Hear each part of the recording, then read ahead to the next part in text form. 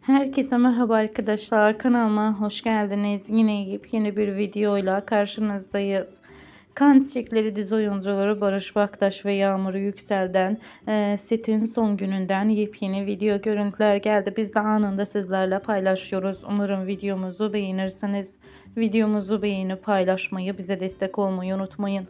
Bir sonraki videomuzda görüşürüz. Hoşça kalın, iyi seyirler.